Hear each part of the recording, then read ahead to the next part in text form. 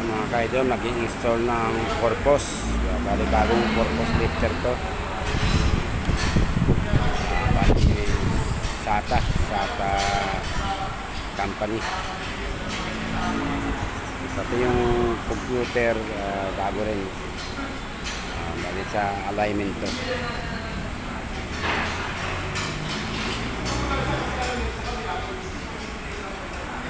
So sineset up nila yung mga paa.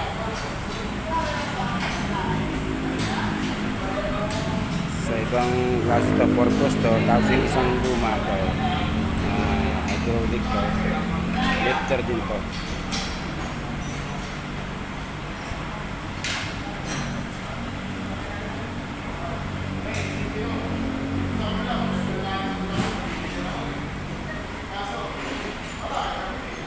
Yan, set up na yung motor niya mga kaidol. Saka kanyang panel board control na switch.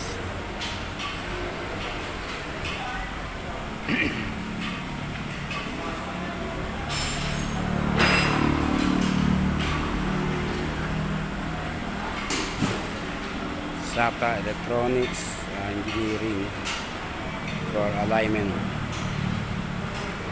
Ayan ang kanyang sensor. Yan. So, bagong setup to mga kaidol.